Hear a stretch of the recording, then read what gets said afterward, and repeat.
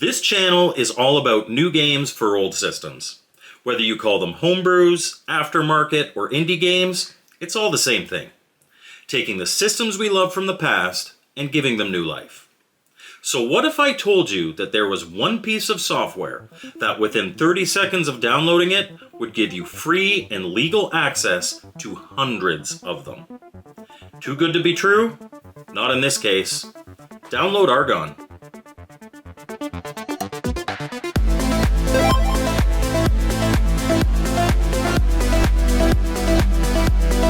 Welcome to Mike's Gaming Gala. I'm Mike, and this week we have something a little different. We're looking at Argon, an application that runs on multiple platforms containing tons of free, legal homebrew games, as well as the ability to link your own ROMs through Google Drive. That's a big promise, so let's take a look at how you can get it, how to set things up, what it does, and review it as a platform to see if it fulfills that promise. Let's start with our website, markspace.com/Argon. Scrolling down, we can see download links for the two platforms that they currently support. Android platforms through the Google Play Store and the Amazon App Shop. This includes phones, tablets, Android boxes, and devices such as a Chromecast, Fire Stick, and Chromebooks. When you download the app, you're prompted to sign in, and once you do that, you're in and can start playing right away. Scrolling down through the app, you'll see several categories that should be familiar to anyone who's ever seen the interface of a streaming service, including popular titles, recommended games, and games you've recently played. Right now, though, let's scroll right to the bottom and take a look at the platforms that Argon emulates. Here we have a bunch of Atari systems, the 2600, 5200, and 7800, Atari 8-bit computer games, the Atari Links, ColecoVision, Intellivision, Game Boy Color, Game Boy Advance, the NES, Pico 8, and the Vectrex. For a retro guy like me, this is a great lineup. And I love that it includes some of the less common stuff like the 5200 and Pico 8 platforms. When I was at Portland Retro Gaming Expo, the Argon booth was also showing off cores for the Super Nintendo and Sega Genesis. So hopefully those are on the way. Let's go through all of these cores one by one and see what's available and how they play. Starting with the Atari 2600, here we have a collection of 83 games that come included with the app. Clicking on any one of them brings you to a screen with some information about the game, a spot for you to give it a personal rating, and a download icon over a screenshot. That's right, download. How Argon works is that you only need to be online in order to download the games. Once downloaded, you can play them without a connection.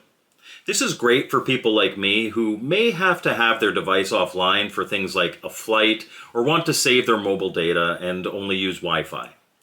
Download the games you want ahead of time and then play them whenever you want, without worry. The download process is almost instantaneous, and you're taken right into the game. If you're on a mobile device, you'll notice the on-screen controls. If you want to, you can just play like this. In my personal opinion, I've never been a fan of on-screen controls like this. Of course, they're a must-have for any mobile app, and they work just fine for what they need to do.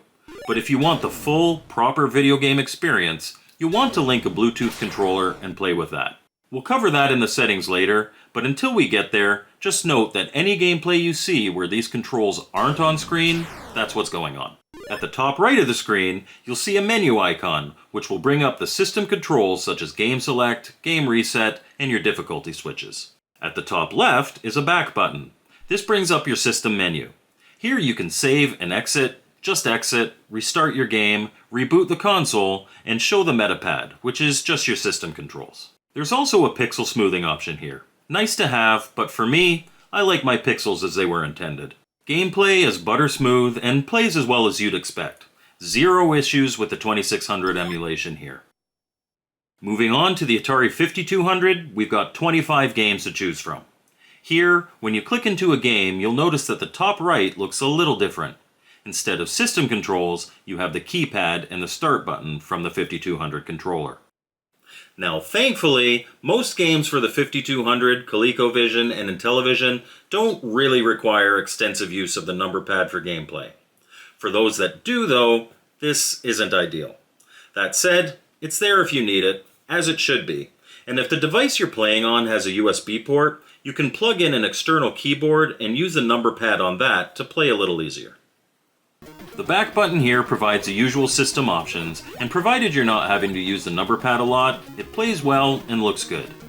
Onto the Atari 7800, there are 33 titles here, and the metapad is very much like the Atari 2600 one, with select, reset, and difficulty switches. I will say that here there are some very notable homebrews, including Bob DeCrescenzo's Failsafe, which is really cool to see. As one would expect, 7800 games play great on Argon.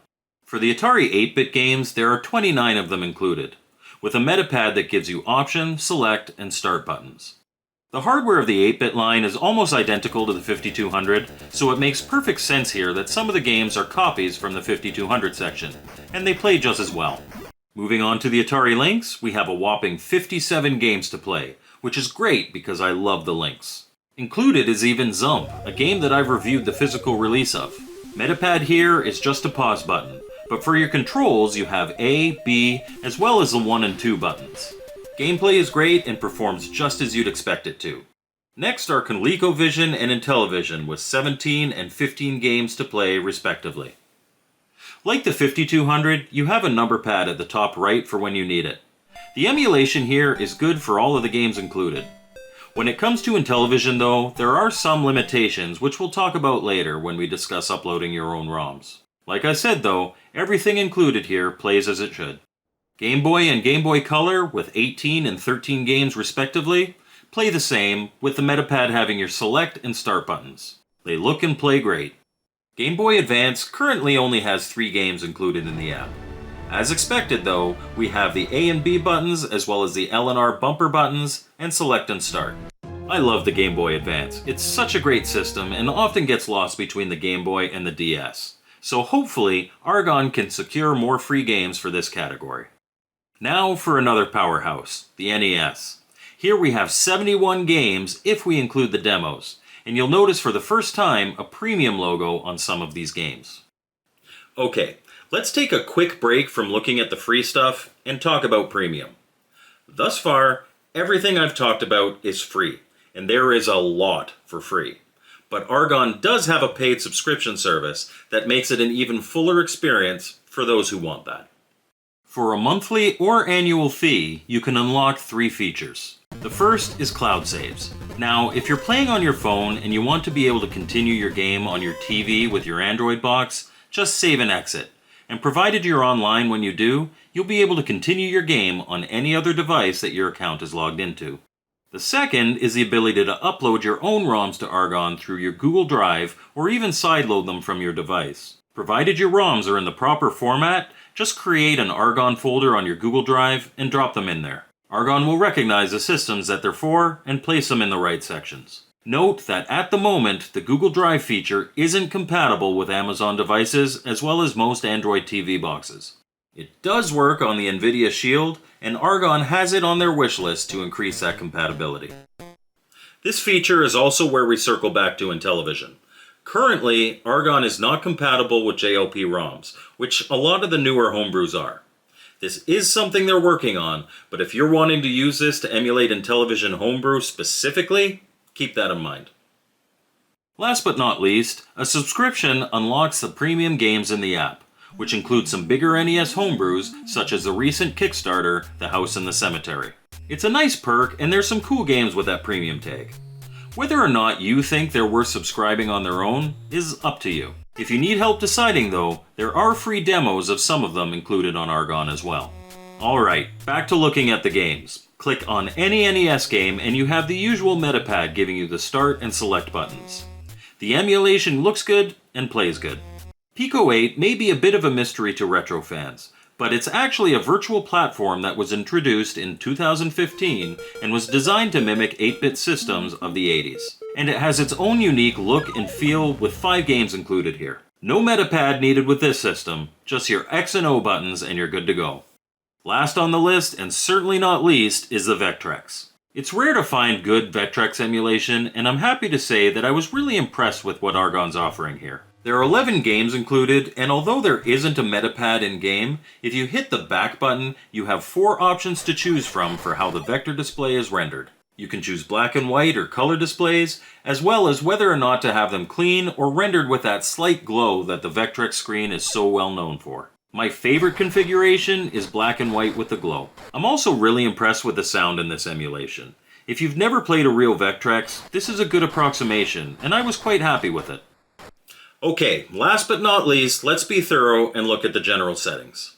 At the main screen, instead of picking a game, click the top right menu button to get into your app settings. Here you can customize the app to your needs.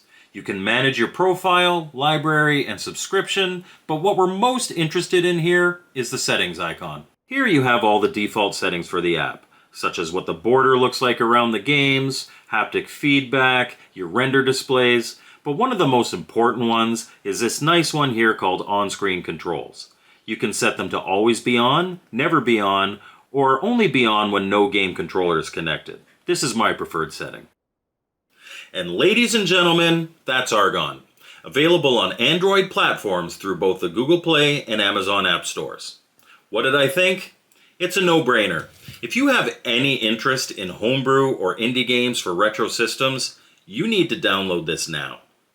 I counted. Argon comes packed with 380 games. Only 3 of them are locked to the premium tier, so that means 367 free games, almost all of which are homebrews. Seriously, there is zero downside to getting this. Now, I won't sit here and pretend it's perfect.